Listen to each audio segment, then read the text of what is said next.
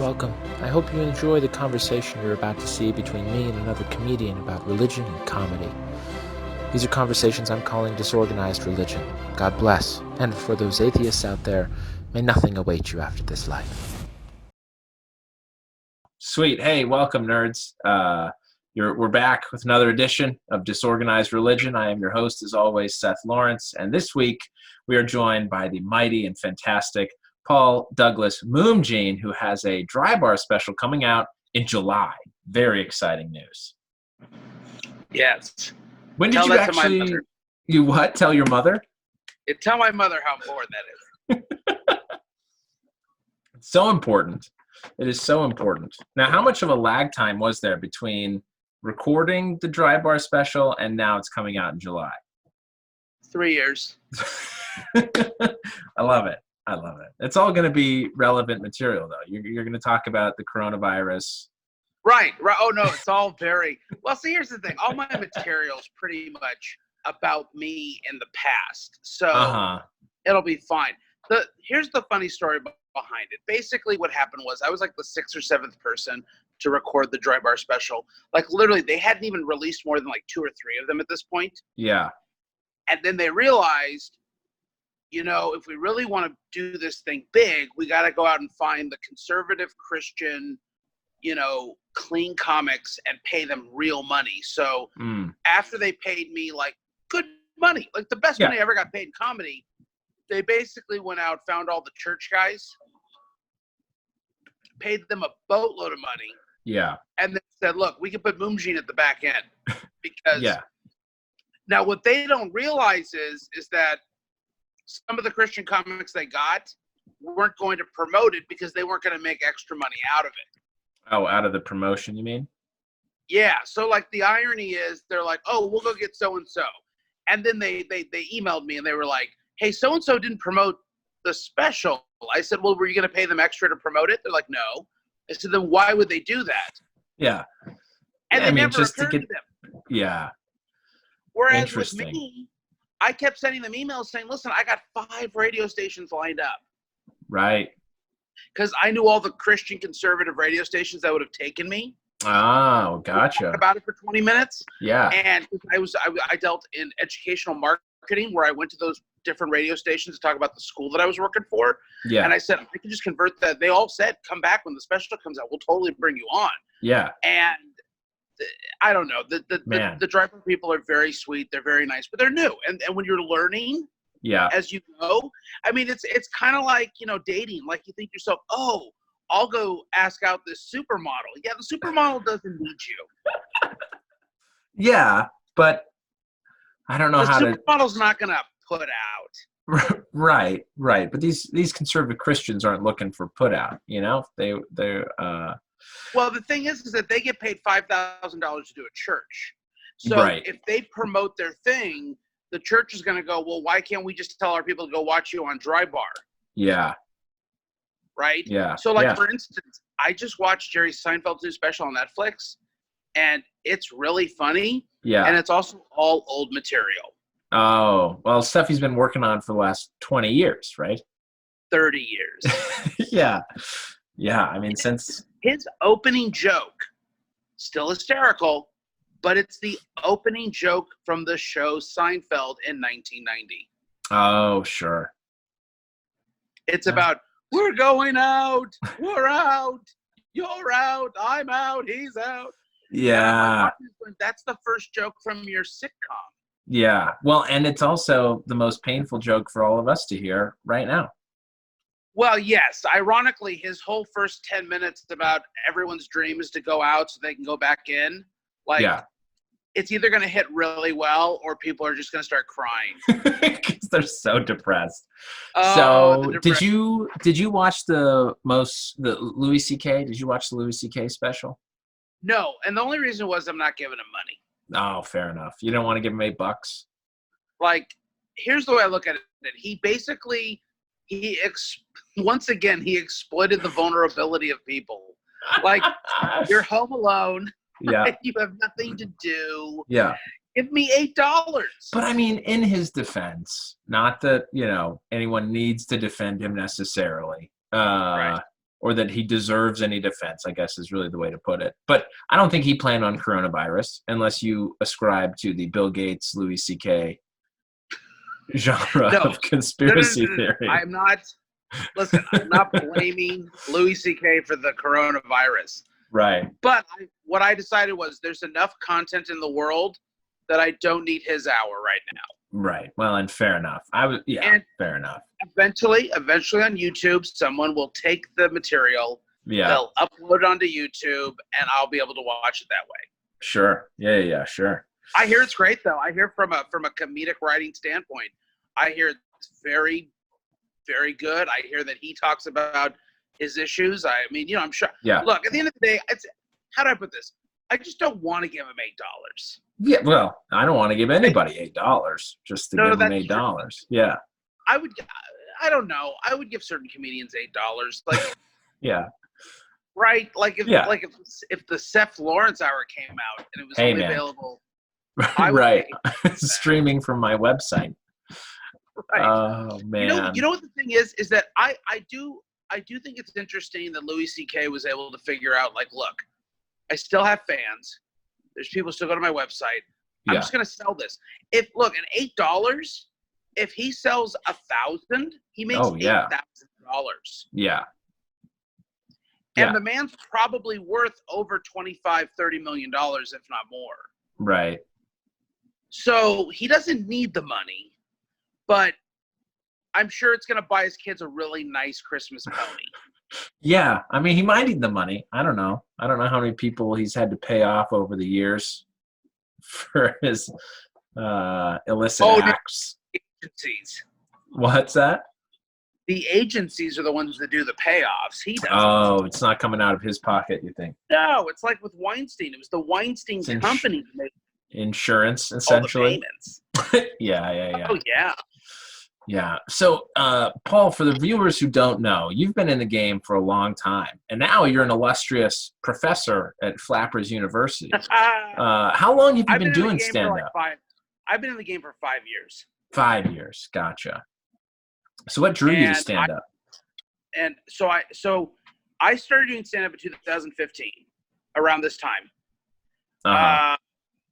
And so it's like, 5 years. And so around, like, literally summer of 2015. Mm. But I had been doing public speaking and doing comedy through that. I'd also had written for Nickelodeon for iCarly and Zoe 101. Oh, okay. So I had a comedy writing background. I had a speaking comedy background. So when I started in 2015, yes, I mean, I was rough around the edges as a comedian. But at the end of the day, I moved up pretty quickly. Within 6 months, Flappers had me hosting for Tom Segura. Yeah. Oh, that's great. Yeah. And here's the thing. People could say, like, well, because I did bring a lot of people to my first couple shows because I had all these people in my life. I was 33 years old. Sure. I had teaching and coaching and students and all these people that were coming to see me. But at the end of the day, there's plenty of people that bring a lot of people. They don't give them Tom Segura. Right. So they trusted me completely. And out of 4 shows that weekend, 3 of them I did really well. And one of them I bombed on a level unseen to man. Is that right? I lost my place. So keep in mind, I'm 6 months into comedy. So so I completely lost where I was. I decided to ramble on some horrible story for literally 2.5 minutes. No one laughed. People were really confused. Oh no. And then I ended with, like, and that's what she said. I mean, it was just, and this was opening or hosting for Tom Segura. Yes. This was 240 people in the main room. Oh, that's excellent. No better place to bomb. It was the 8 p.m. Saturday show. It was the 3rd show. Prime time, man. And I bombed on a level I really been very lucky. Like, my bombings are usually on shows where everyone bombed. Sure. Right? That's my general. Like, I remember one time in Claremont, I did a show with Don Freeze and Jose Barrajentos where no one got a laugh the entire night. Jeez. Okay? Like no one. Like, there was a point where the headliner, Don Friesen, just looked at the audience and said, "You're not worth the rest of this bit." He goes, "Stopping, and I'm moving on to old material because I know that this works." And this was his exact words were, "I know this is funny because I get paid to do this." Yeah. Okay. Wow. So to bomb 6 months in on a Saturday night 8 p.m. show was such a great lesson for me. And it made me realize two things. One, don't be so committed to the script that one word off throws you off. Right. The second thing is you will survive. Yeah. So did anyone say anything to you from the management side, like Barb or nobody came to see me. Look, they just let you let you go. As long as I told people to fill out the raffle cards and that the bathroom is to their right, nobody cared what else I did that night. Oh, well, then there you go. Yeah, I mean, they were there to see Tom anyway, right? So Right. This wasn't a showcase of like Uncle Clyde's, the contest where you got to set the room up so everyone could be successful. Yeah. Tom, I could have read the phone book for 8 minutes, and Tom Segura still would have killed as hard as he did. Yeah, of course. Yeah. Oh my gosh. So yeah, no, that was that's so yeah, no. So I've been in comedy for 5 years, and Flappers brought me on to start teaching classes in 2018. Well, technically 17, then I started 18. So for 18 and 19, I was teaching classes, and then at the end of 2019, I took over the workshops and classes. Gotcha. Yeah, from Ken, right? Because he was the head honcho before. Yeah, Ken did it for 5 years, and he went off to do corporate gigs. Man, oh well, good for him. So that's what Ken's up to now, huh? Yeah, he has health insurance. Which, had he stuck around, we have health insurance now too. So God, jokes on him, huh? He left for nothing. He could have kept doing what he was doing. Yeah. So what do you like about teaching classes? And then if you want to get into what you dislike, we can go there. But I'm not going to force you to go there. What? No, and my students know. Look, you tell them every day. Listen, I was a teacher and wrestling coach prior to this from 2003 to 2017. Yeah. Okay. So the relationship I have with my students is an open and honest one. Yeah. What I love about teaching comedy is that, listen, I can't make you funnier. What I can do is I can maximize your funny. The biggest mistake that comedy schools have done is when they tell their we'll make you funny. I've seen actual ads that say, we teach you how to be funny. Mm-hmm. You know what? A sense of humor is more of an instinct than anything else. Sure. So here's what I can do. I can teach you how to maximize whatever amount of humor you have. Now, with that being said, if you learn how to maximize whatever's in you already, you will learn to re-maximize over and over and over and over again to the point where maybe you can get to a higher level of funny. Because it's like a muscle. Yeah, right? yeah. Like back in school, here's what happened. Some kid made a joke. No one laughed. He never made a joke ever again. Sure.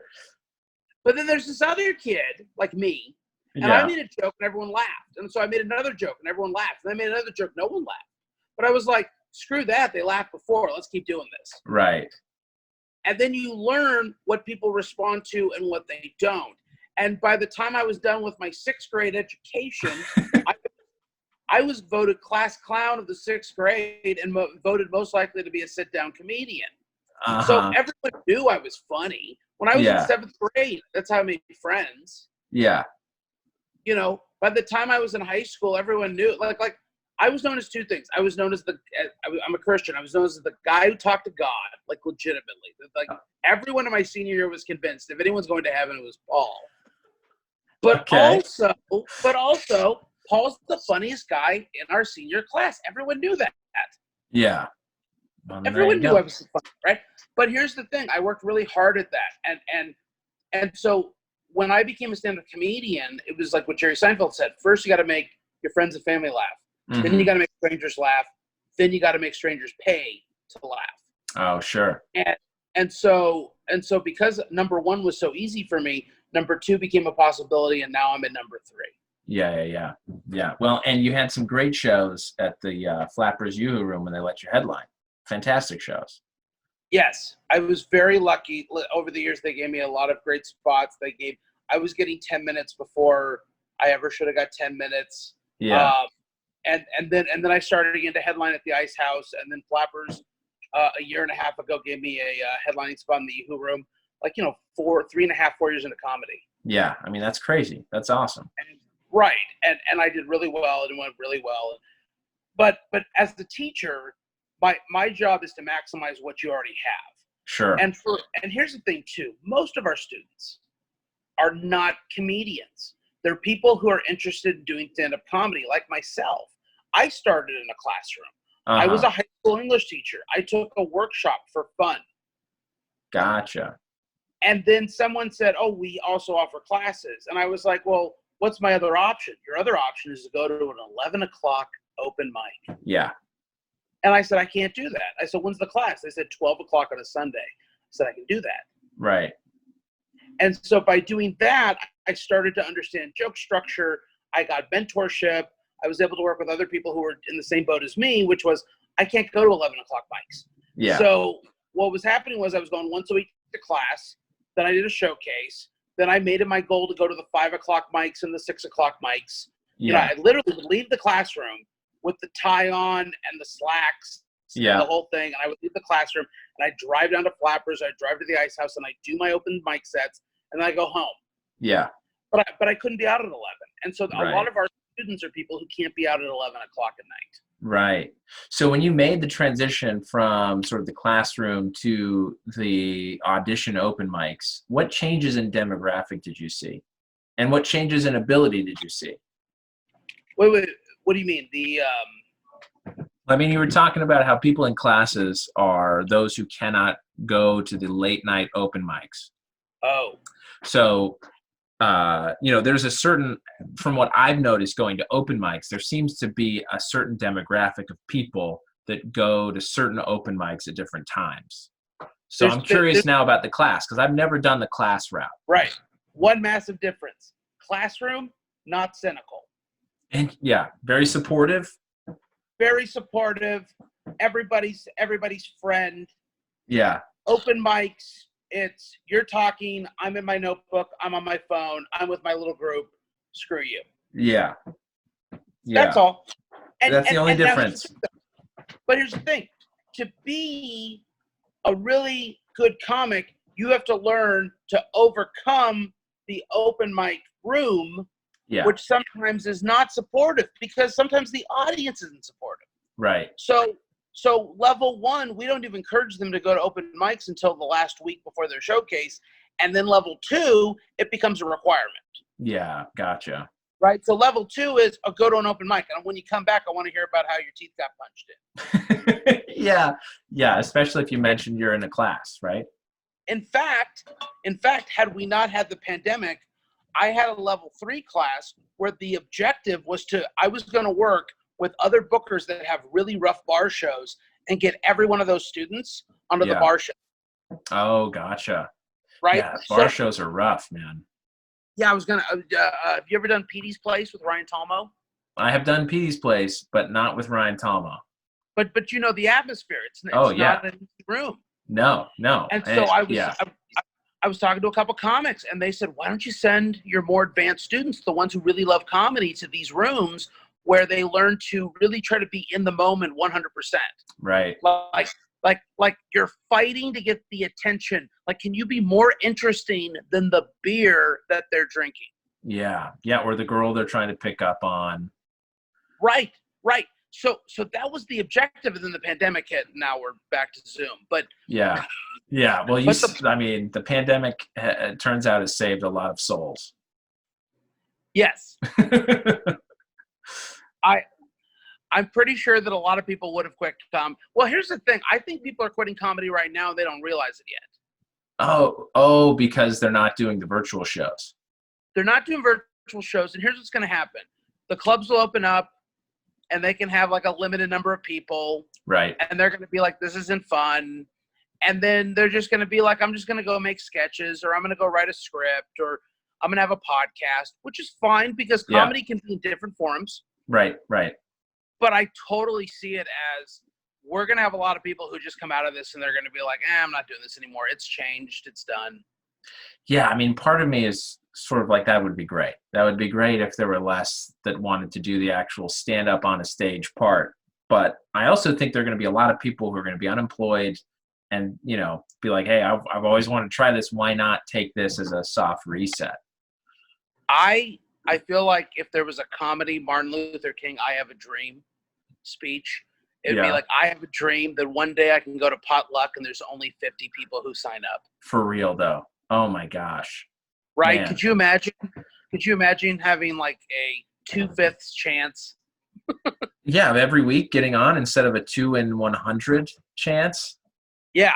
Yeah. I'll never forget reading I'm Dying Up Here, and they talked about how 47 comics signed up every week for potluck.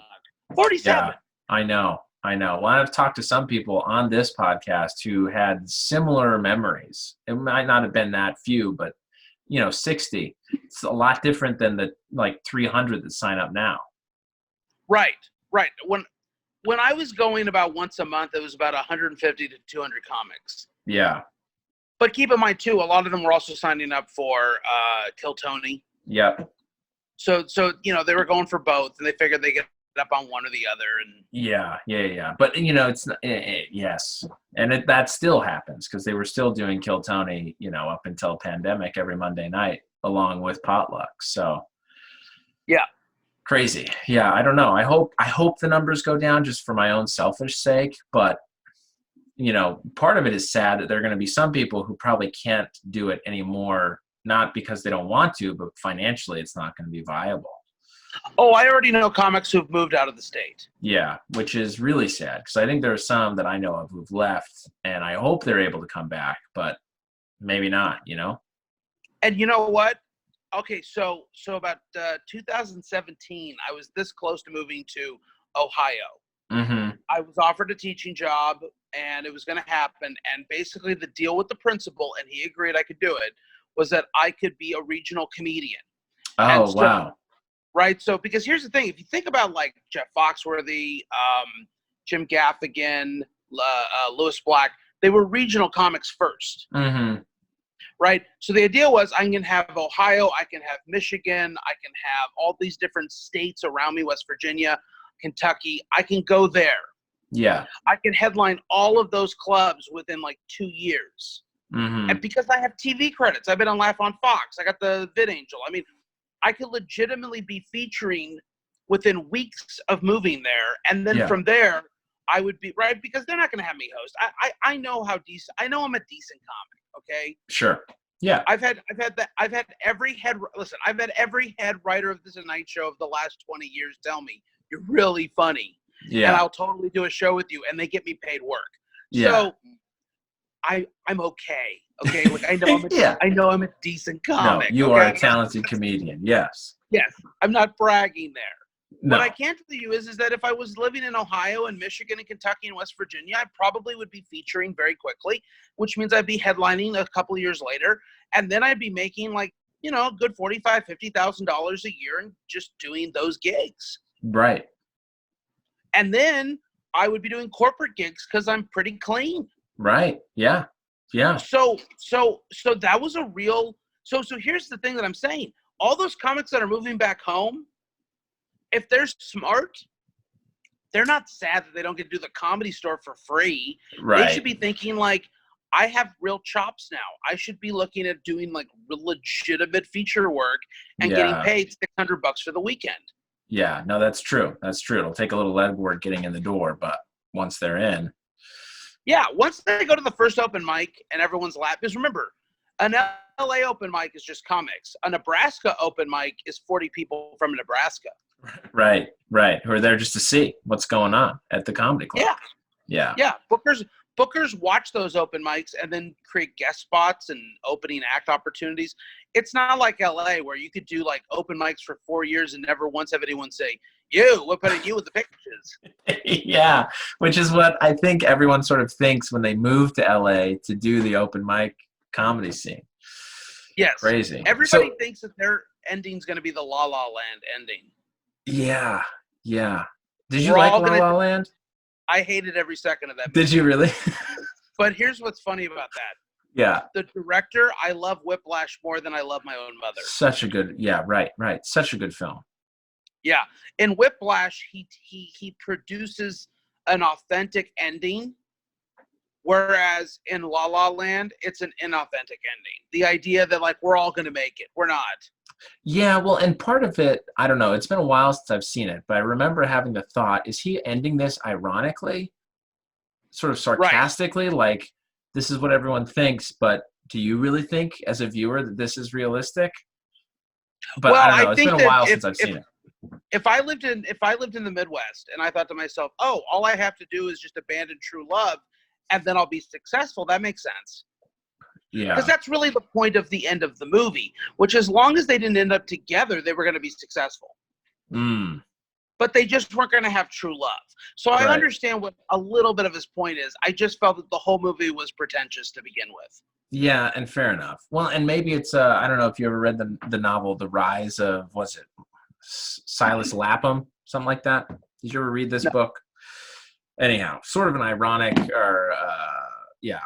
title, because the main character rises in wealth and then loses all of his wealth, and or as he rises in wealth, he sort of his personal life is destroyed, and vice versa, right? So as he loses his wealth, his sort of real life comes back. His family loves it, and anyway.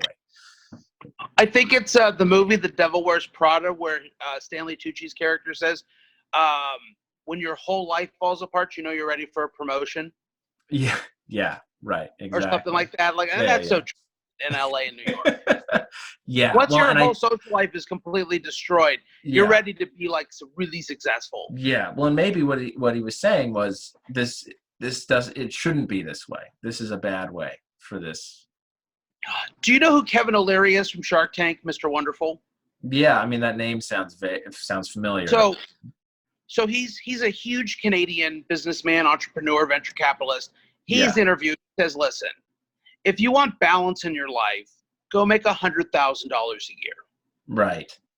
If you want to be successful, come with me for 5 years. You don't sleep, but you'll make so much money that you'll never have to work again. Mm-hmm. And so imagine, like, let's say I'm 30, which I am, I'm 38. Let's say in 5 years at 42, 44, 43 years old, I work for Kevin O'Leary and I just don't do anything. At 44, 45 years old, now I can go do whatever I want. Right. Right? But I have to be willing to have 4 or 5 years of my life where there's no pursuit of romance, there's no pursuit of family, there's no pursuit of the personal goals or dreams.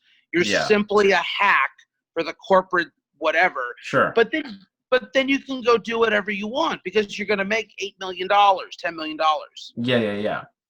Right? And I think on some level, La La Land kind of pitches that idea that, like, if you're willing to give up true love, you can be actually really successful in this industry because two artists together don't make it. In fact, if you just look at the history of Hollywood romances, that's so true. Yeah, right. I mean, very few of these actors who marry each other stay together forever, Right. George Clooney had to marry like a diplomat. Yeah.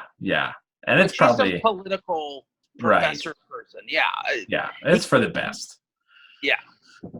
So in that vein, do you think it takes misery to be funny? Do you think it takes mental illness to be a really good stand-up comic? No, I think what you actually have is you have a lot of people with misery and mental illness who just happen to be in stand-up comedy. Yeah. Look, I've come from many walks of life. Okay. Introverted social outcasts also were really good at school, but so was the head cheerleader. Okay. So just because somebody has something, a lot of people get into stand-up comedy because no one's listening to them. Oh, sure. And so now someone says you get a microphone for 5 to 10 minutes. Yeah. And so, yes. Now, here's the thing, though. Uniqueness is different from just being depressed. Right. So a unique life, a life in which, like, for instance, your father and you never got along, your wife cheated on you, your kids hate you. There's a uniqueness that is in conflict with the status quo, that produces the ability to do the type of material that is unique and interesting. Mm-hmm. At the same time, there is nothing unique or interesting about Jim Gaffigan, and he's doing very well. There is nothing unique or interesting about Jerry Seinfeld, Jeff Foxworthy, none of these people, and they're doing very well. In fact, Amy Schumer is about as basic as it gets. Yeah. Right? I mean, Eliza, all of them, Taylor Tomlinson, these are not completely depressed, miserable people. No. These are people that have interesting conflict in their life, and they're able to address that vulnerability. But just because I'm mentally ill, look, if mental illness made you a great comedian, let's just go to the mental illness hospitals. The institutes. Yeah. Yes. Find 5 guys, tell them, hey, Netflix wants you to just talk about things. Scour the homeless, right? Right. Yeah. Now, at the same time, there's sacrifice. There's other elements that are extremely important to artists. Mm-hmm. Right. And so, yes, there are certain things. Now, here's the thing, that chicken and the egg a little bit. If my goal is fame and I don't get it, I might become depressed. Sure. And so my depression will then fuel other elements of my comedy. And so it becomes, what came first, the depression or the desire for comedy? Oh, I see what you're saying. Yeah. So right. Assuming that every comedian wants to be famous, which is a pretty fair assumption. I would say 90% do. You know who doesn't want to be famous? My students. They just want to. So yeah, why are most of your students doing your class? Is it just to understand? The same reason that people sign up to join MMA gyms all over the country. The same reason that people take art classes with wine. The same reason they just are said, hey, I can do this without having to get no mentorship. Yeah. Yeah. Right. So it's an environment that allows them to do a bucket list. Mm-hmm. In fact, okay, so here's what's funny. Right now with the pandemic, we had a 100% retention rate amongst our level 1 into level 2. That has never happened. The reason for it is because a lot of them, this was the only time in their day or during their week in which they got to talk to someone else. Right. Yeah. And so a lot of this stems from, I just want to be part of a community. I want to do something. And and that's why they sign up. Yeah. Whereas a lot of times with stand-up comedians, the goal is fame. Well, here's the thing that I always tell the students. I can't control how famous you'll be. You know who can? Comedy Central and NBC. Right. Because if NBC sees Seth Lawrence and they go, you know what we need? We need a Mormon. Yeah. We need a dad. Yeah. Okay? This is what we need. This is what we're going to push. And they're going to push you on the American people until you have 1 million followers. Right. Now, you may only be able to sustain that for 2-3 years. Yeah. But you're going to make it for those 2-3 years. Yeah. Yeah. And then depending, you can ride it for forever. Whereas a lot of my students, all they really want is to get on stage one time. They want the tape. That's it. Yeah. So do you get a lot of actors, or these older people too, or is it a mix of both? Oh, we get everything. We get actors. We get accountants. We get doctors and lawyers. Teachers. I was a teacher when I started. Yeah. Okay. Yeah, I would say the two most common professions I've heard and seen just anecdotally, teachers and lawyers. Yes. We would get more youth pastors, but they'd be fired. Yeah, and they already sort of think they're doing it, you know? Oh, yeah. Because every youth pastor is just a guy who wishes he could have done stand-up comedy. Yeah. But too religious. So listen, most of my students know their objective is not to be famous. Now, here's what's interesting. The ones whose objective is to become famous, when they realize how much hard work it is to become a stand-up comedian, they quit. Interesting. Yeah. I went from student to, here's what's funny with me. I started in 2015. That was August I started. Okay. By November of 2015, the school I was working at, because I posted a YouTube of one of my comedy sets that got like 700 hits, which is off now. But got 700 hits. They basically told me, resign or we're going to fire you. Oh, why is that? Because, you can't be a stand-up comedian and work at a Christian school. Oh, the school you were working for. I thought you were talking about the class you were in. No. So the high school I was teaching at. Yeah. Gotcha. So you have to understand, a lot of my students, they don't even want to use their actual name. They can't even promote the show. They're terrified their boss will see the act and they'll say something. And I'm a very clean comedian. I had nothing to worry. But yeah, I mean, people are talking about like, oh, my wife and I haven't had sex in 2 years, and they just are afraid their bosses are going to be upset with that, right? So they keep it low key. But here's what I decided. I said, oh wait, I have to choose between my career or this thing I've been doing for like 4 months. I'm going to pick the thing that I've been doing for 4 months. So when I picked comedy and resigned from my job in February of 2016, when I resigned and told them, go find someone better than me, I double dog dare you, and they didn't. In fact, the department chair the next year quit after a year, and the person that they hired to replace me told them that she'd only be part-time after a year. A lot of stuff like that. What I realized is I'm a comedian now. I'm actually legitimately sacrificing healthcare and a really good salary for this. Right. So what caused you to do that? What pushed you to do that? 2 things. One, the fact that someone actually said that I can't do it. Yeah. Okay. I totally get that. But the other thing too is I've always been a great admirer and lover of stand-up. Growing up, I used to collect all of the Robin Williams, George Carlin, Richard Pryor cassette tapes, listen to them in my Walkman. I actually memorized all of Bill Cosby himself. Yeah. I loved comedy. And I look back and I go, so here's another thing too. In 1999, when I graduated high school, I had a choice. I was thinking about debating about becoming a stand-up comedian. I really was. I'm going to do this. So I'm going to be 18. I'm going to go do this. Instead, I decided to coach wrestling, and coaching wrestling took all my time. It's, practices went till 7, tournaments were every weekend. So I can't do comedy. So when I quit coaching in 2015, that's when I decided I'm going to go try stand-up comedy. So gotcha. It took 16 years. Yeah. But when I did it, I was like, this is something I really wish I would have done a long time ago. Yeah. So how did you get into the writing side of it? Because you wrote for Nickelodeon before this. Right. So I was a film major in college before I switched to English. Oh, okay. In 2006, in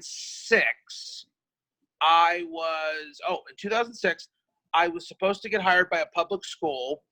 And then the budget cuts started to happen, and they couldn't hire me, and I was jobless. Yeah. And my uncle worked at Nickelodeon. He was like, "You want to be a production assistant? I can get you a job there." And I'm like, "Oh my God, yes!" I loved movies, and so I worked at Nickelodeon. And so Nickelodeon, I got hired in August of 2006. By October of 2006, I was hired as the executive producer's personal assistant. And then he put me in the writers' room like 2 months later. Yeah. Oh, that's great. Yeah. So I got the job for two reasons. One, it's very funny. The first reason was I'm sitting in the production office as a PA who helped put out the food, right? And someone yelled out, they said, "Hey, Dan Schneider," who I worked with, who was the executive producer, they said, "Dan needs someone to pick him up and drive him to work because he's just exhausted driving back and forth To which I said, I'll do it. They said, where do you live? I said, I don't care. Just tell me what time I got to. Yeah, what do you care? I'm going to be driving. By the way, there were 4 other production assistants. They all said no. Wow. So, because so what is the setting of you are serving food? Yeah. In this meeting, and this person leading the meeting just throws this question out there, and well, actually, we were all just in the office. So part of my job was helping set up all the food stuff and setting up the tents and putting things up.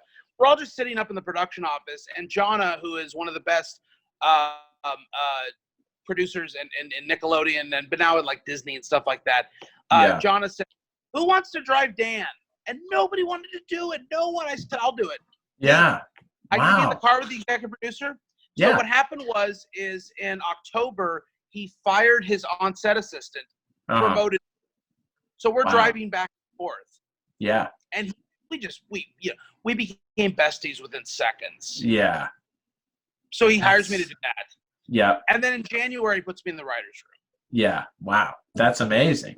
Right. So now I'm sitting there, and I'm literally in January and February of 2007. It's just me and him in a room, and we're writing the pilot to iCarly. Oh my gosh. And so he's like, and so I'm doing the rewrites with him. Yeah. So where did the idea for iCarly come from? Was it his daughter, his niece? No, here's what happened. Nickelodeon needed a Hannah Montana show. Okay. Yeah. Right? So Zoe 101 is the #1 show at Nickelodeon at the time. It's girl power, beat the boys, the whole thing. We're working on that. Right. So they said, can you come up with something? So he says, sure. And so he comes up with a show that's more or less kind of like Hannah Montana. A girl overnight becomes famous being a rock star. Yeah. Right? She posts something on the internet. And they're like, well, we can't do that. We have to do something like Hannah Montana, not actually Hannah Montana. Uh-huh. So Steve Malaro, who happens to eventually become the head writer for Big Bang Theory. Uh-huh. Years later, Steve Malaro's in the room. He's good friends with Dan. Him and Steve Holland, who's the other executive producer of eventually Big Bang Theory. So I worked with the best writers in Hollywood, okay? Yeah. No one's worked with better writers in Hollywood than me. I'm the luckiest guy in the world. So we're all sitting in a room, and Steve Malaro says, well, why don't we call it iCarly? Like iPhone, we'll call it iCarly. Yeah. And Dan goes, great, we have a name for it. He goes, well, what should be the thing? And I had suggested at the time that she had some newsletter at the school, which wasn't that cool. But at the time, newsletters were kind of a thing in 2006, 2007. Right. Like, the internet was kind of a whatever it was. And then Steve Malaro goes, well, let's just make it a webcam show. Like, what if she accidentally on YouTube exploded overnight? Mm-hmm. And so they pitched it to Nickelodeon. The Nickelodeon executives loved it. Dan and I sat in a room and wrote the damn thing. Yeah. And here's my favorite story. So we're writing it, and Dan's like, okay, listen, Paul, we need something that's like kind of weird for them to do on the first show for the pilot. Like something, I said, what if? Okay, now hear me out, Dan. What if they see a goat? And Sam, the character Sam, goes, oh my God, can you believe the goat just did that? And then they walk the goat off stage. Uh-huh. Now, I had just seen Clerks 2. Okay. So it was kind of my joke about the donkey shows, but with a goat. Yeah. Oh, so my the idea is the goat this has perfectly done some innocent horrible child show. And I pitched the idea that the goat has obviously done some horrifically sexual things, right? It gets better. Dan and I had reached a relationship in which the executive producers knew that if I came to Dan and said, hey, Dan, we probably shouldn't do this because it's going to cost too much money. Dan went, you're right, Paul. Wow. Right. Yeah. Yeah. So the production manager comes to me and goes, Paul, listen, you have to tell Dan not to do the goat thing. The goat's going to cost $20,000. Oh my gosh. What? Yeah, because you have to get a handler. I mean, goats are exotic animals. Yeah. All right. I mean, they do yoga, but okay. I go, the problem with that one is that I came up with the goat idea. I like the idea. I invented the goat. I can't go back and be like, no, the goat's not a good idea. So the unit production manager goes, I hate you, Paul, and I will get you fired. And I was like laughing and well, of course, when the writer's strike happened, I was the first one to get fired. Oh no. He's like, Paul is gone. We're good. So so there's 2 times where I completely destroyed the budget on iCarly. Yeah. Oh no, I'm sorry. There's 2 times. No, I'm sorry. One time on iCarly, one time on Zoe 101. So Zoe 101 filmed in Valencia, which is where Magic Mountain is. Yeah. So I'm driving Dan one day, and I go, Dan, let's do an episode of Zoe 101 at the amusement park. Let's have a character be afraid of roller coasters, and they has to get over the fear. Dan goes, how expensive could that be? That's brilliant. 7 days later, Robin comes up to me, Paul, you have to convince Dan. Paul, it's going to cost $1 million, and everyone has to go to work at 3 o'clock in the morning for us to film at the amusement park. Convince Dan it's a stupid idea. I go, well, that was sort of my idea. She goes, you and your damn goat and your damn amusement parks. It just walked away. Wow. So it was really the nail in the coffin was the amusement park. Yes. Yeah. The goat by itself was, like maybe, but the amusement park. Oh, Seth. Wow. Sitting on the set every day and having all of the head of what is the cinematographer, director of photography, the head of gripping, everybody. They came to me like, Paul, why the hell are we having to go to Magic Mountain at 3 o'clock in the morning? Why do we have to? And I'm like, well, one day we were driving by. And Dan just thought it would be a great idea. No one knew. Oh, man. That is so funny. I remember there was this one girl I had such a huge crush on. It was one of the camera operators. Mm-hmm. And she comes up to me and she's like, Paul, I can't believe this is happening. Is there anything you could do? And I was like, no. There's nothing. We were all going to be at Magic Mountain at 3 o'clock in the morning. No, it gets worse, though. Dan tells me, he goes, Paul, I don't need you there at 3 o'clock in the morning. I'm not even going to be there at 3 o'clock in the morning. We're going to send the head writer to do it instead. Oh, so just no. pick me up. But we didn't even go to Magic. So me and Dan didn't even go to Magic Mountain. No, you just forced everybody else to go. Everyone else had to go. They had to spend $80,000 at 3 o'clock in the morning to film a scene. Oh, they had to clamp the camera onto the roller coaster. Yeah. Nobody knew what they were doing. It was hysterical. Oh, geez. That's amazing. So now that's I my have to go watch these shows. You what?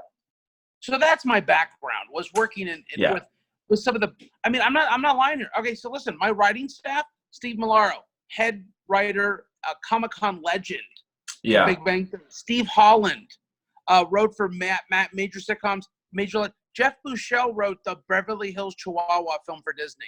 Oh, God, yeah.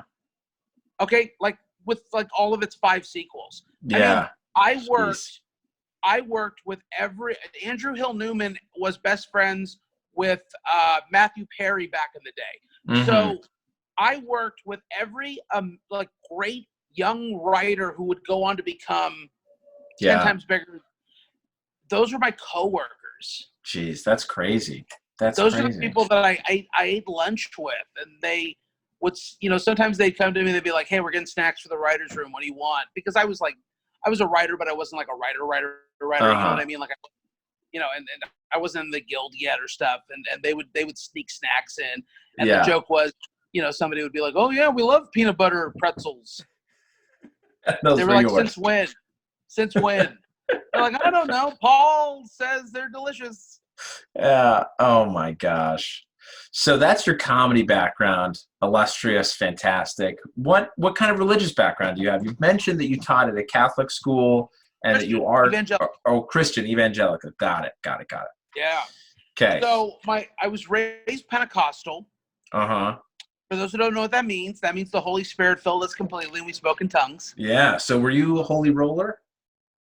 Well, growing up as a kid, I mean, no child for the most part knows what a charismatic Christian is. Uh-huh. You just went to church. Yeah, sure. You went to Sunday school, and my dad taught the morning classes before the main service. Okay. And then we kind of went to a more conservative church later when my parents got divorced, my mom took us to Simi Valley, and then we started going to a little bit more of like a mega church vibe. Okay. And so, very basic evangelical. Yeah. So, well, when you say conservative, what was the shift? I mean, if you remember, like religiously, what's the shift from, the evangelical you went to as a kid to this more, conservative?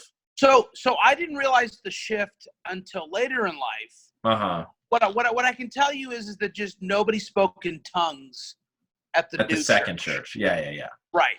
So there would be, it was a little bit more like, does anyone have the word from the Lord? And somebody would go, Allah shukabuka buta buka baka. And then somebody would interpret, and then we'd all agree that God loved us. Gotcha. That was church one. That was church one. Yeah. And then church two was more like, hey, everybody, let's just sing popular worship music. Yeah. Do an offering, right. Have a sermon, do another offering, and go home. Yeah. Some people might get healed along the way. Well, there was no public healings after the first church. Oh, gotcha. Okay. Yeah, no. The first church, people were going up. They were in wheelchairs, and we were praying for their healing. Like it wasn't like Benny. It wasn't like Benny Hinn, where like literally people were walking out of the wheelchair. Right. But I was raised in a Pentecostal, Holy Spirit-filled church. Then we went to a more conservative church. And then we went to what's called Reformed theology, which means we no longer believed that the Holy Spirit was active in the ways that the Pentecostals believed. Got it. Right? So I was raised in that. Now, keep in mind, though, as a kid, I was still raised within a idea, and I watched people believing they were healed. Yeah. Believing that God was working in mysterious ways. And so that always impacted me. I always would raise my hand as an adult at the more conservative churches.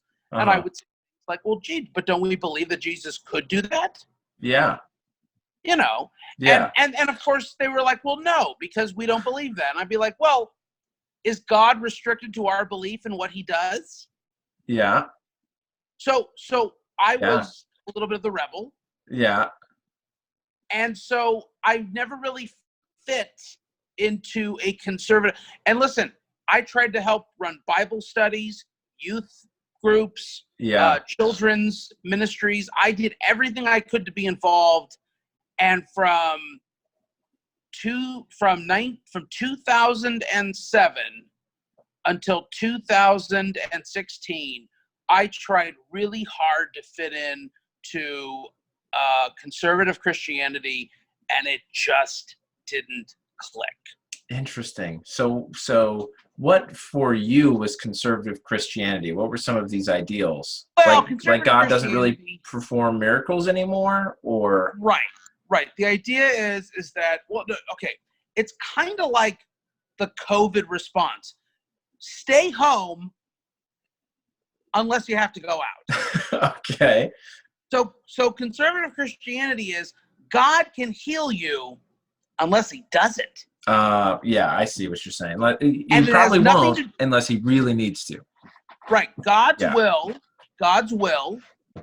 is this bipolar experience in which, for whatever reason, God could have healed me but chosen not to, but I won't know until I get to heaven, and I just have to be accepting of it. Right. So on some level, I guess I understand that conceptual idea, right? It's But I was part of a very conservative group of Christianity. Basically, it was wrong to be gay. It was wrong to do this. Everything was wrong. Basically, I've always said, it's always funny when I meet a Christian who has sex out of marriage, because everyone who's not a Christian knows you're not supposed to have sex out of marriage if you're a Christian. Right. The only person who doesn't know that is the new Christian. Yeah. Right? Like whenever I meet some person who's like, Paul, how's your walk with God? I'm always like, I don't know. You living with your boyfriend still? And they're like, yes, I am. I go, well, then don't judge me. Yeah. Okay. Because I can point to a couple of Bible verses that tell you you're not supposed to do that. So let's just not play the blame game right now. Yeah. So wait, I haven't heard this walk with God. Is this a derogatory phrase, or is this just how's your life going? General phrase. For what? Well, you said, you will get approached by someone who'll be like, how's your walk with God going, Paul? I have not attended church service since 2017. Uh-huh. So for 3 years, and I will say this, I've been much better off psychologically, because here's something that most people don't understand. Yeah. Most people leave the church by a certain age. Right. Okay? Most people have decided, I'm not going to be an active member of my church, usually around 30 to 31 years old, unless they've been married. Yeah. Church for a married person is an amazing social construct. Sure. Right? Church for a married person is a networking group of epic proportions. Yeah. Church for a single person over 30 is like being a leper, and there's no leper island to even send you to. Yeah, that's not just, I thought that was only exclusive to the Mormonism side of Christianity. That's everywhere.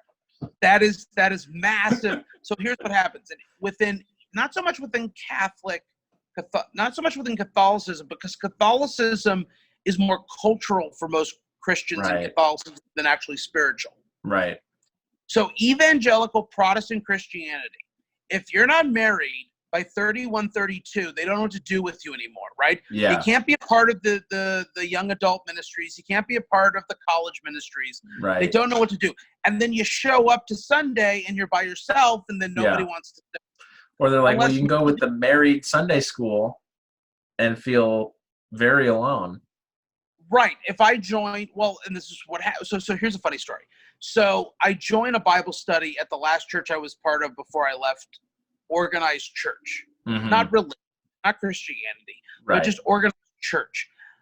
They begged me to be the co-teacher for the Bible study. Mm-hmm. And not just that, they had me read every week the passage, because I was just an excellent reader. Yeah. And I brought a lot of life in it, right? So the head pastor, who's 2 years older than me, was appalled. He goes, we can't have Paul doing that. Paul's not married. Oh, boy. Well, when was the last time a man needed a woman for anything, you know? Well, here's my argument. Here's my argument. According to this logic, Jesus and the Apostle Paul would not be allowed to lead a Bible study at the old church I was a part of. I mean, first of all, how dare you suggest that Jesus wasn't married? But go on. You're right. Yeah. You're right. Yeah. The Gnostics make a good point. Yeah. What do you think that marriage at Cana was all about, Paul? Yeah, somebody else. He provided the wine, not the ring. Well, I mean, his mom was the one being bothered. Yes, the mother came and, no, what happened was the mom said, hey, they ran out of wine. You need to fix this. To which he replied, my time hasn't come yet, woman. But I mean, it was his mother, though. Well, it was probably a family wedding then. It was probably not Jesus'. First off, the idea that Joseph would have, then she would have gone to Joseph if it was his wedding. Yeah. She would have gone, Joseph, you're the man of the house. Go get the wine. Yeah, but Joseph, I mean, he's just some dude, you know? Actually, Joseph probably was dead at that point. Yeah. Right? Because you don't hear about him after the whole story. Yeah, I don't know what happens to poor old Joe. Well, more than likely, historically speaking, Joseph was probably much older than Mary. Right. Probably died sometime between Jesus and the temple, telling all the people in the temple what's really going on with faith and God, and then the wedding in Canaan. Yeah. Interesting. So now again, they would not have gone to Joseph because he was dead. No, that's true. Joseph was probably dead. Yeah. But I actually taught at a Bible college that adored me, a training Bible college in Simi Valley. It was started by Francis Chan. I actually left Cornerstone Church because I just had problems with some of the republicanism that was happening. Oh, yeah. And let me say this. I say that as a person who at the time was a registered Republican. Sure. Yeah. Because it was a problem where I was like, I'm sorry, but you're applying certain things that, like, politically, maybe I could go oh, I like lower taxes. Yeah. But the idea that you God likes lower taxes. Well, Jesus paid his taxes, technically. He had a fish mouth pay him, but that's not the point. Render unto Caesar what is Caesar's, right? Yes, give unto Caesar what is Caesar's, give unto your heavenly Father what is his. Yeah. But what I can say is that when I started watching, there was a sermon that at the church that they said, if you're in your 30s and you're living at home with your parents, you're a loser. Uh-huh. And I went to them and I said, I'm sorry, but actually I'm paying off my student loan debt. Yeah. Because I said, because the Bible college I work at, which is associated with you, doesn't pay me enough to live on my own and do the same thing. Yeah. And they were like, oh, we never thought of it that way. So the biggest problem that I have with the evangelical church is this weird psychological burden they put on people where they say you're supposed to be making $100,000 a year to pay off everything, but money's not the most important thing. You're supposed to love Jesus. Like, well, what is it? Yeah, right. Right. Because God himself says you can either serve him or money. Yeah, well, and then there's the poor guy that comes to Jesus and says, hey, look, I've done all these wonderful things. What else do I have to do? And Jesus says, great, give away all your stuff, right? Sell all your stuff and come follow me. And the guy's like, You know what's interesting about that particular passage? Yeah. Is when he lists all the commandments, the only commandment he doesn't list off is the idea of like loving his neighbor as himself. Mm-hmm. So sure. Jesus is saying, so the one thing that I've done everything except actually give. Yeah. Yeah. Interesting. Yeah. So there's Jesus just telling them, look, in your idea of what religion is, I'm going to give you the one thing you decided not to do. Right. And you're like, well, I'm willing to do everything but that. Yeah. Right. So like, and that's most people with religion. I'm willing to go to church on Sunday. I'm willing to give 10% of my income. I'm willing to do but you know what I'm not willing to do? Forgive. Yeah. Yeah. I'm not willing to do this other part that just sounds really hard. Right. So whatever the personal issue is with it, right? Right. Whatever their individual personal issue is, they're not going to do. Jesus was just it was really more of a story of hypocrisy than it was an idea of, you need to be penniless to follow me. Right. My guess is that guy probably gave a lot to charity. He seemed like a really nice guy. Yeah, I would hope so. But he wasn't willing to give up everything. Right. Yeah. So, you still consider yourself Christian. Oh, very much so. Yeah. So how has your belief, for you, who is God? That's a great question. God is the Alpha and the Omega. He's the beginning and the end. God is the standard of what is right and wrong. Therefore, nothing is right or wrong unless God said it. There are things that I believe that are very controversial to a secular world. For instance, murder is only wrong because God said it. Because the truth is, people murder all the time. Well, yeah. Well, the Old Testament, God commanded for murder repeatedly. Well, right? Yeah, most of those are pedophiles. I don't think we should really have a problem with that. Most people, listen, here's the greatest thing about historical context and the Bible. Most people don't understand the historical context of every group of people the Israelites faced. Right. They were widow burning, child molesting, terrible groups of people. Like the Bible. How dare you speak of the Canaanites this way? The Canaanites were not good people. Now people. I have a grandfather who was a Canaanite. You take that back. So people always say, why don't they mention that? I don't know. In the history books, they don't mention how North Korea kills everybody. Okay. Yeah. When you're winning, right? You don't always think, well, I need to vilify the loser. Right. You're just, we won. So I believe that God is the standard bearer of all things righteous. I believe that God knew that the only way for man to connect with him was for some type of sacrifice in which he sacrifices himself through his son, through the cross. As Paul says, that basically the wrath of God was sacrificed at the cross so that we would not be the recipients of the wrath of God. So I believe all of that. I believe that God is spirit. I believe that God dwells in eternity. I don't know if he necessarily dwells specifically in what we call heaven, but I believe that he dwells above time and space. Yeah. And that is why I truly do believe that when we're looking at the world and we're going, God, we have 2 days before the rent's due. How come you're not helping us? Because at the end of the day, God doesn't dwell in our timelines. Right.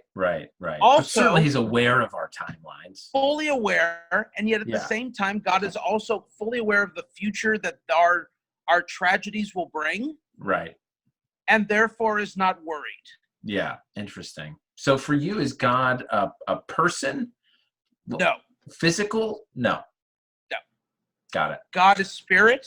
He dwells. He has taken on incarnations as in his Son. Okay. So you believe sort of the Holy Spirit, Jesus Christ, God, all the same. Yes, the Trinity. Yeah. I also believe that God has revealed himself in multiple ways. Mm-hmm. And one of those ways happens to be, while fully God, also fully man through Christ. Gotcha. And if you ask me, Paul, how do I explain that? I go, well, I can't. I'm not God. Sure. Fair enough. That is the element of faith. Yeah. Yeah. In which I go, see, faith is not just the understanding of the lack of not facts. Faith is also in the belief in the lack of understanding all the components of things. Mm. So, for instance, I can have faith in you coming to my show on time, even though I'm not aware of, is your car working? Right. Is your wife going to be okay with this? Are your kids sick? I just know that if I book Seth Lawrence for a comedy show, he's going to show up. Right. And I also know that if you have a lot of conflicting things in your life, you're still going to find a way to make it work. Right. Yeah. So the same thing goes with God. I can't completely understand what God is going to do and how God's going to make things work. But what I do know is, since he knows the end, which is a whole complex idea, which I think takes away complete libertarian free will. So you don't believe in free will? I don't believe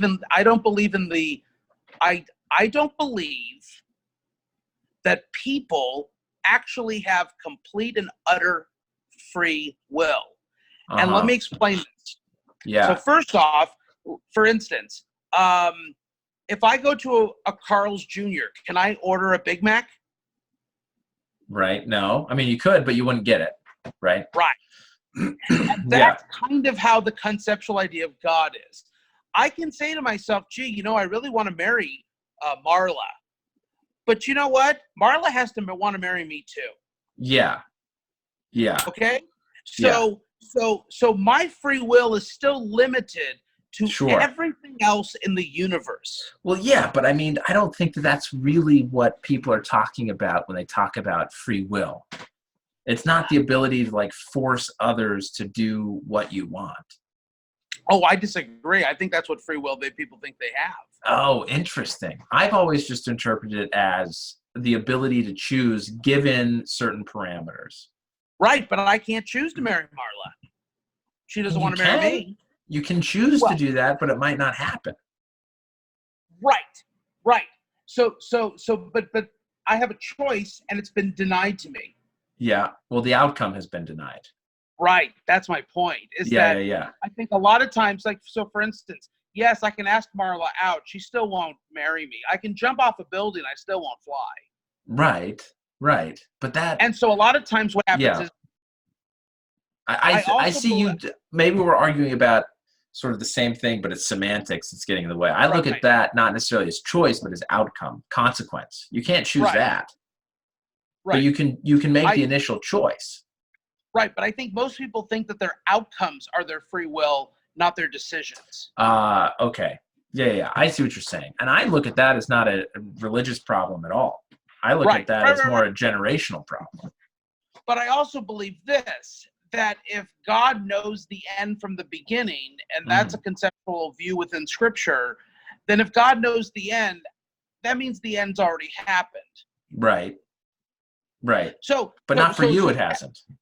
Not for me. Yeah. But in some type of conceptual idea of time, whatever Paul Moomjean is supposed to do is going to happen. So let me give you the best example of that. No, I see what you're saying. Yeah. Jonah in the Bible, he wants to run away. The giant whale swallows him whole. Right. And then he gets spit out on the land, and he still has to go back. Yeah. So Jonah can run from his problem as much as he wants. God will still drag him to wherever he wants to go. Jonah had actual free will concerning that particular group of people. Yeah. right? So in telling them that God's going to destroy them, right? Yeah. So yeah. So my point is that I don't believe that we necessarily have the free will to determine our own outcome, which actually is very freeing, which means I can do as much as I want to do. I can work as hard as I want to work. And it's actually not my fault if I'm not successful. Ah, interesting. Yeah. Right? Because think about at some point, right. But think about this. Think about how many people stumbled into accidental success. I mean, we just talked about your story. Whole bunch of stumblings into success. Oh, I've lived a Forrest Gump life. It's completely accidental. There were so many parts of my life that I had no absolute control over, and people said, "Hey, you want to go make $100,000 a year working Nickelodeon?" Sure. Yeah, of course I do. Let's go do that. Hey, Paul, just go do comedy. In 6 months, you'll be opening for Tom Segura. Isn't that happening to everyone? Right. But I mean, at the same time, while it may be sort of some stumblings for you, there clearly was initiative on your side. It's not just, you were the only one in the room to say, "Hey, yeah, I'll drive, Dan. Why not?" Oh, yes. But have you ever seen the movie Stranger Than Fiction with Will Ferrell? Yeah. Remember the scene where he says, "I'm just going to stay at home and do nothing," and then a giant bulldozer comes in, knocks his house down, and he has to go live with someone else? Yep.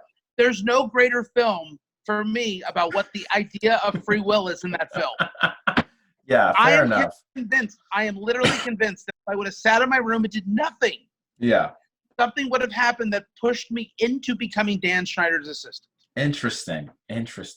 Yeah, perhaps so. And here's the thing. That's a very anti-American view. Yeah. That might be the most anti-American view. Well, what about the view of multiple versions of yourself out there living all at the same time? I do not believe in the Spider-Verse. Okay, fair enough. We'll leave it at that. Don't believe in that. Now, what I will say is this. I do believe it's very possible that there are other universes, communities, groups of people. The idea that God said, "Look, humans, that's the best I can do." No. Yeah, and these are the only ones. Yeah, no. I truly believe that when we get up to heaven one day, you look up there, and here's what's going to happen. We're going to be like, "What are you?" And they're going to be like, "I'm a Kryptonian." Uh-huh. And you're going to be like, "What did the Kryptonians do?" And they're like, "We were 6-foot penis people who, did this." And you're going to be like, "Wow, that's way cooler. On Earth, we had the coronavirus." Yeah. Oh my gosh. So you do believe in a heaven or no? Oh, completely. Yeah, I have to. I have to believe in it. So what does the afterlife look like for Paul Moomjean? Paul Douglas Moomjean. What is your afterlife vision? Probably a nightclub in West Hollywood. No. So here's the thing. Yeah. The afterlife, the way that I understand it, is this: the new heaven and the new earth. Okay. Which is there's supposed to be a whole series of events that eventually eliminates the idea of evil in the world or in the universe. Yeah. Okay. So the book of Revelation, the idea that the Antichrist comes in, and then there's 1,000-year reign of this and 1,000-year reign of that, and then eventually everything gets wiped out. Yeah. And Satan and all of his demons and everything gets cast in the lake of fire, and there's nothing but purity at the end. Mm-hmm. And as John said, I saw a new heaven and a new earth. My idea of what I think that means is that on some level, humanity lives in the state of Garden of Eden perfection. Okay. Okay? Because listen, I actually do believe that my fat, short little body was not God's intention. Okay? All right. I don't. I believe that God, in an ideal world, right? If Adam and Eve never eat of the fruit of the Garden of Good and Evil, of the knowledge, if they never eat of that, Paul Moomjean today, if no one eats of it, is a 6'4" God. Like a mini, like he looks basically like LeBron James but white. Uh-huh. Oh my gosh. But then why are you like this? Because of a fallen earth? Is that what you're saying? Yes. Okay. That essentially a fallen earth produced everything from diabetes to overweightness to fat to Got it. how about this? To the repercussions of sin. Yeah.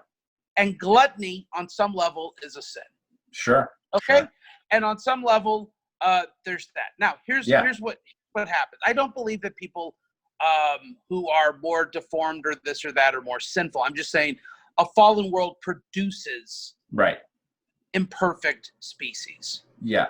Yes. So I believe that the afterlife, that you and myself would be into our fully restored humanity.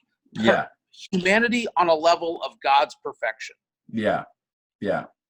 Limited and unlimited at the same time. Uh-huh. Okay? At the same time, God dwells in heaven. There's some connection there in which somehow the things we do on earth are there's tasks, but it's not work. It's the ability to be able to accomplish and to fulfill potential on an unlimited ability. Uh-huh. I don't know what that looks like, because I still believe that in all the ways that we've made our life better with cars, technology, computers, we've also made ourselves worse. Yeah. And I do believe, and if you ask most people, if they look at a untouched jungle, an untouched forest, an untouched piece of nature, there's something about humanity that goes, wow, that's perfect. Uh-huh. And I need to change it. That's really what humanity says. I need to get in there, and I need to. Well, I think that the narcissist in us says, let's make it into condos. Yeah, right. Wouldn't it be awesome to put a pool right there? Right, but I think that if you ask a lot of people, hey, let's go look at this uncharted territory, they'll look at it and they'll go, wow, there's something about that seems like that's how we're supposed to live. Yeah. And so therefore, I do believe that somehow there is a level of that in the afterlife in which we are living as we were supposed to. Yeah. And I also believe we have the ability to be able to communicate and to connect with one another that is beyond the iPhone. Yeah. Right? Because all of man is trying to connect and reconnect with each other and ourselves. Right. That's what we're constantly trying to do. Yeah.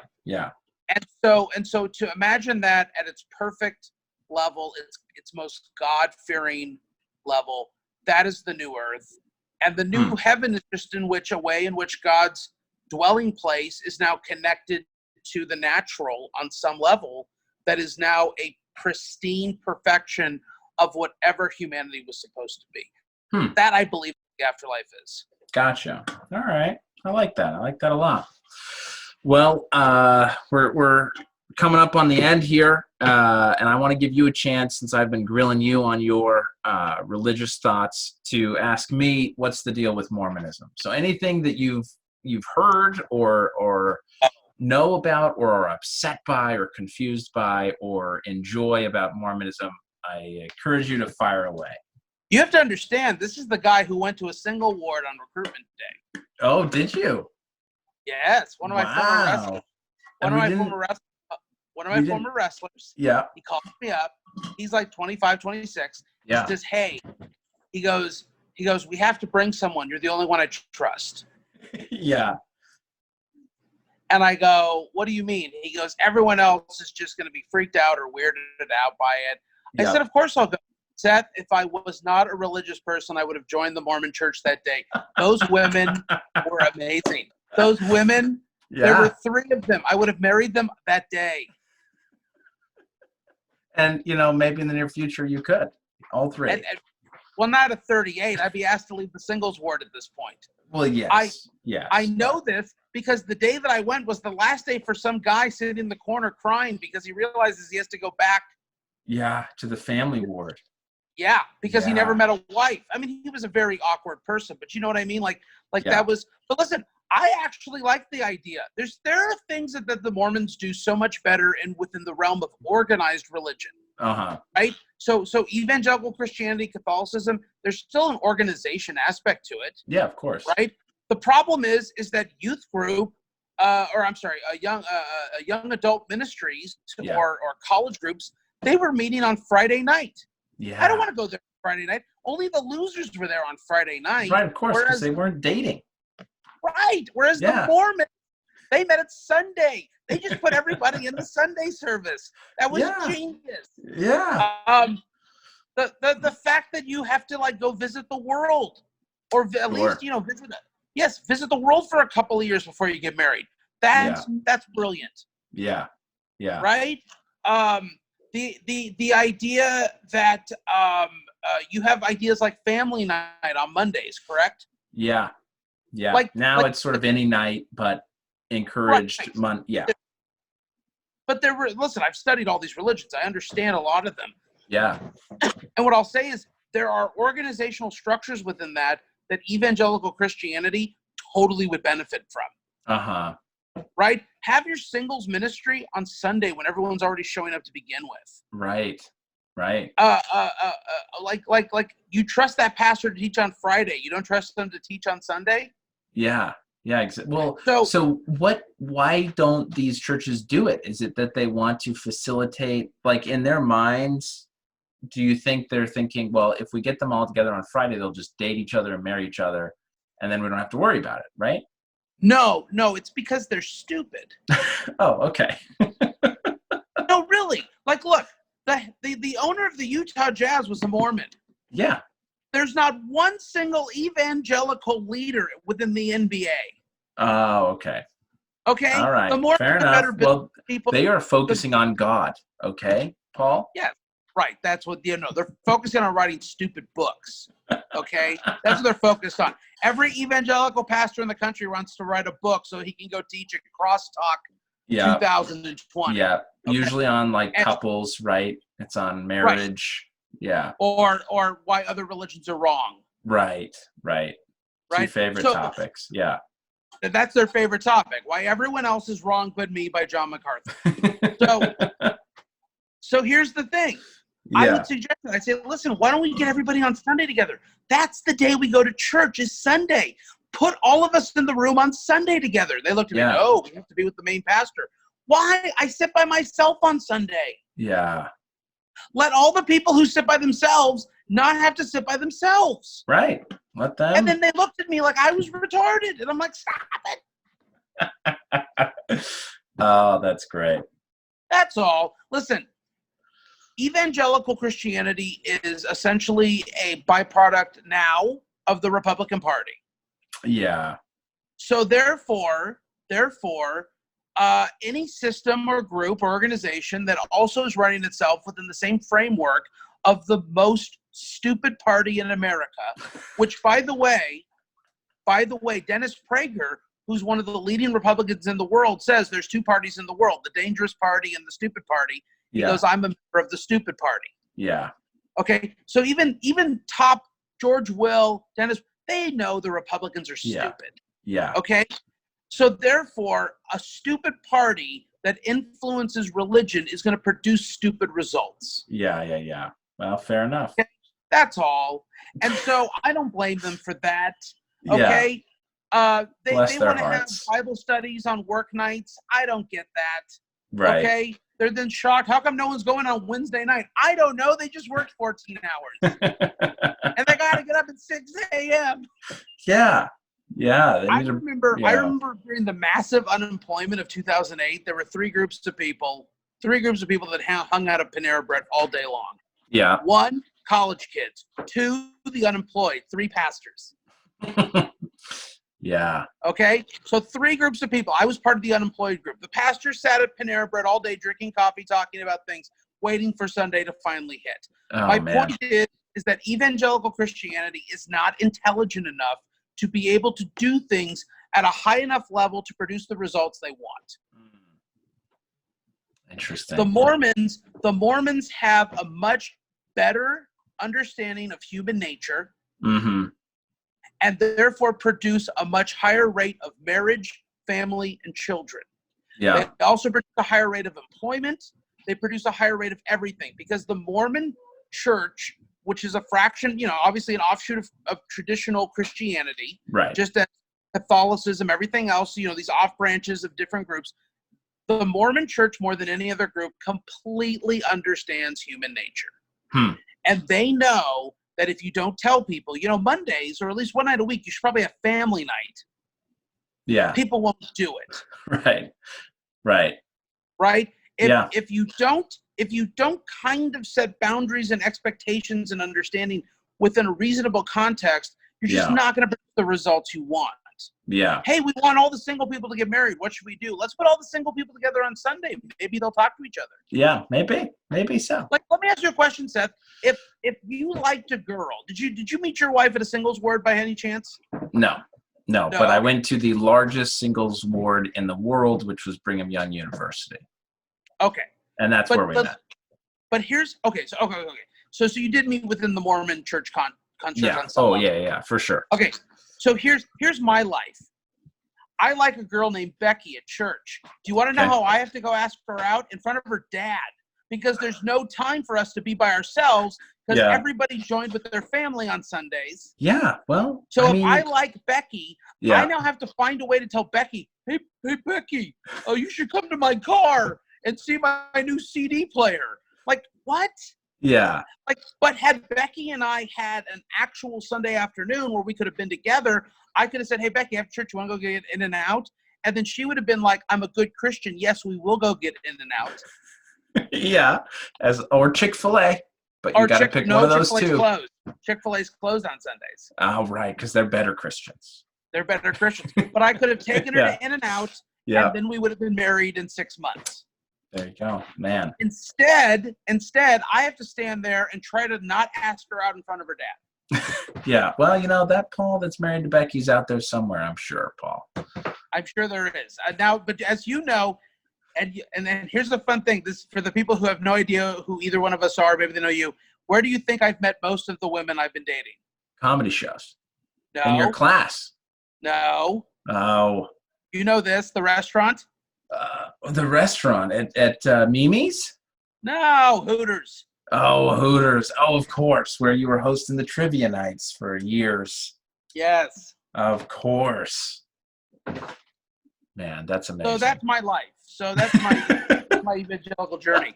Maybe, you know what I would love to do? I would love to do like an oral history of my evangelical journey, which ends with me hosting the Hooters bikini pageant and hosting trivia night.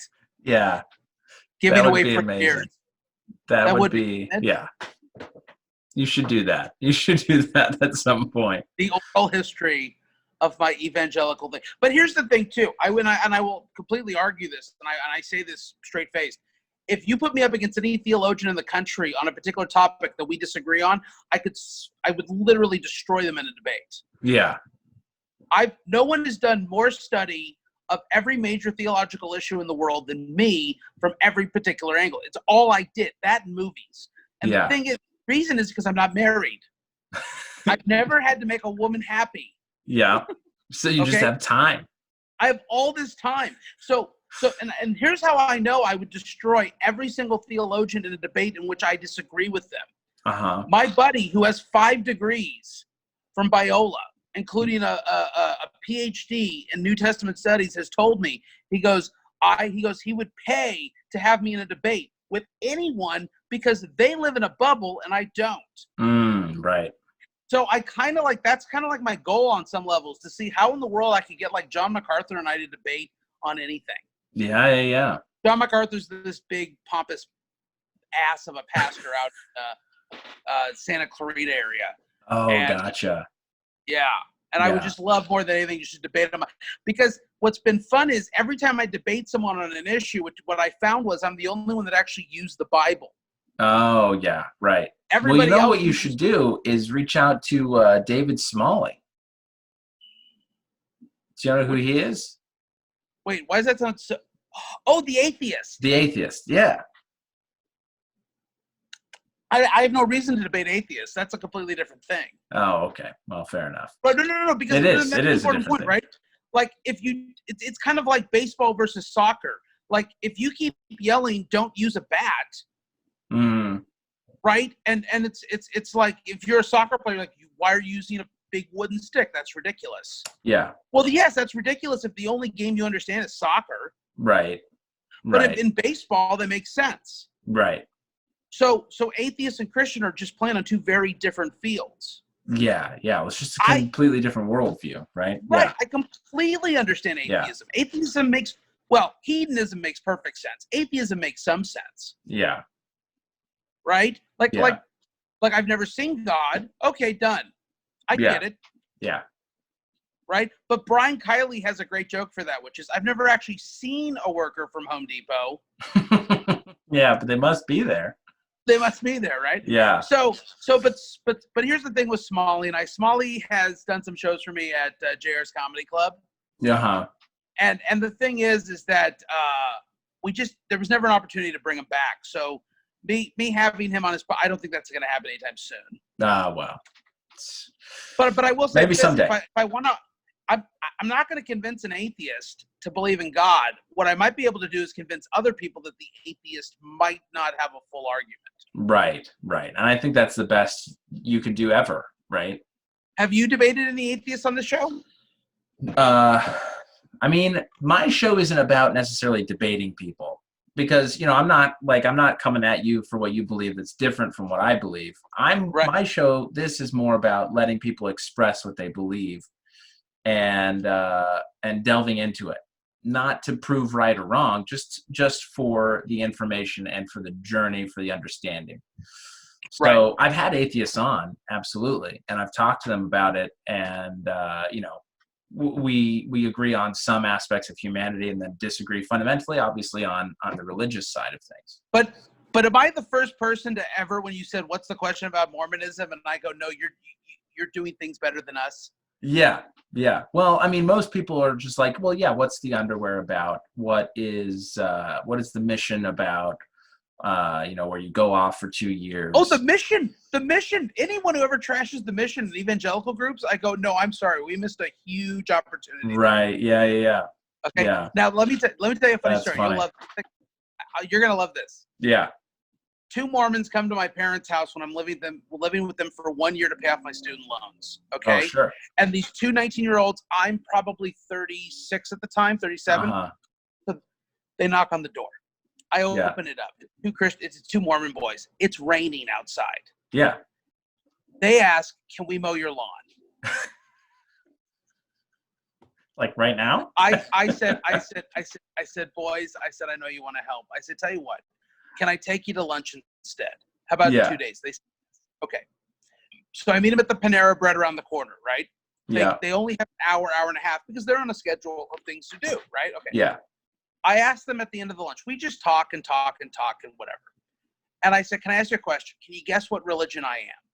And they said, oh, you're like evangelical Christian. I go, how do you know that? They go, you're the only group of people that would ever just take us to lunch and not, crap on us. Yeah. Right? Yeah. And I almost cried, and then we hugged each other, and then they walked away, and then they moved off to like Costa Rica or something, right? Right. They actually sent me an email saying that I was by far the nicest person that they had that didn't convert. Yeah. Oh, that's very nice. But like, for instance, the wrestler coach who brought me to the singles ward. Yeah. He was one of the top baptizers in his Texas mission. Like his numbers and his tracking and all this stuff. I always joke with them. I go, if they don't make you one of the 12 apostles, you really need to get out. Okay. Like you're the best. Yeah. So my relationship with the Mormon church has been very positive. Yeah. And it doesn't mean I agree, but I also don't agree with everything that every Christian group believes anyways. Yeah, of course not. Right. So the question becomes, do you believe that Jesus went to the cross and died? Yes. Do you believe he resurrected? Yes. Okay, then everything else, more or less to me, is going to be a second issue. Yeah. Right? So once we both established that Jesus Christ went to the cross and died for sins, after that, then every other conversation is, well, who was a better dynasty, the Houston Rockets or the Detroit Pistons? Right. That's literally, to me, the way it works. Like, well, both won back-to-back champions. Yeah. Okay. Both, but because that's how it works for me. Because here's what I know: I can believe all the things that I believe, and when I get to heaven, I'm going to find out how wrong I was. Right, and everyone's going to have that experience, right? But here's what I know: I was right about one thing. And because I was right about the one thing, I'm okay with the big guy. Yeah, yeah, yeah. And then I was wrong about everything else. Yeah. And I'm Yeah. okay with that, because Right. the movie that best explained that to me was City Slickers. Mm. Because when Billy Crystal was like, "What's the secret to life?" and Jack Palance puts up his finger and goes, "One," and he goes, "What, your finger?" He goes, "No, the one thing. You just got to find out what it is." You go, "Okay, it's Christ's resurrection." After that, everything else means nothing. Right. Right. So once we're both on that same page, okay, so you believe that maybe the afterlife involves some type of eternal family. I don't. So what? Yeah. Yeah. Yeah, I totally So agree. what? Yeah. I believe that the afterlife does this. Oh, you believe you can't have certain, some Mormons believe they can't have some types of caffeine. Right. Well, you know what? So do people on Atkins. Yeah. Yeah. Okay. Yeah. So what am I going to say? All the people on Atkins are going to hell too because they don't believe in elements of caffeine? Well, they will, but not for that. It'll be for other things they've done, right. Obviously. The atheist Atkins. Those are the ones. That's the one. But here's another argument I made too. Which whenever I debate an atheist, I always say you wouldn't like heaven to begin with because you don't like the idea of God. Right. So here's how much God loves you. He's going to let you be completely separated him for eternity. So you get what you want. You got exactly what you wanted. It's perfect. Like God is not a spiritual rapist. Right. God does not force himself upon you. Yeah. Yeah. Yeah. So, he lets you. Yeah. Right. So whenever I have a debate, this is why I don't debate atheists. They go, "I don't believe in God." I go, "Okay, that's fine." Yeah. And they go, "Aren't you supposed to convert me?" I go, "Well, would you like me to?" Yeah. And they go, "Well, no." And I go, I want you to try. Because Jesus said, "Do unto others as you would have others do unto you." Yeah. Well, I don't want some atheist spending the rest of his life converting me to atheism. Right. So I'm not going to spend the rest of my life. But if my atheist friend has a question, they know they can ask it anytime they want. Yeah. Yeah. And they know that I would love more than anything to have that conversation with them. Right. Right. Right? So that's how this works. Yeah. Yeah, exactly. And this is why I don't have my own church, because you would have no followers in this church. I mean, it's just it's loosey-goosey. I love it. Yeah, like, could you imagine my church? Are we supposed to hate the gays? No, we're supposed to love them. Well, I'm leaving then. I mean, there are a lot of people that would think that. What are we supposed to do with the Muslims? Love them too. Ah, screw you, buddy. I mean, they're not reading their New Testament. I don't know. So that's what it's come down for me. Yeah, yeah. Well, and I appreciate that. I think there's a lot of truth to that. Absolutely. Yes. Beyond the atonement, there's really fluff. You know? Yes. I do believe, and here's the thing, that I do believe that God has called us to be holy. Mm-hmm. God has called us to be kind and decent and loving and charitable. And we all know that on some level. Yeah. We just don't always know how to apply it. Yeah.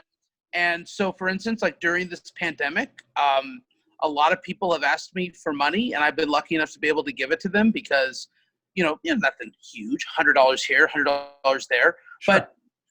But it is the idea that when, like, one of my favorite stories is the story of the Pharisee and the poor woman, and the poor woman gives a couple of shekels into the offering plate, and the Pharisee gives everything, gives a whole bunch of money, but Jesus says she gave out of her poverty, he gave out of his wealth. Who do you think is going to be more blessed? Yeah. And the disciples were like, "Oh, wow, this is crazy," because the guy gave more, but he gave out of his surplus. And so what I realized is, let's give out of our own sacrifice.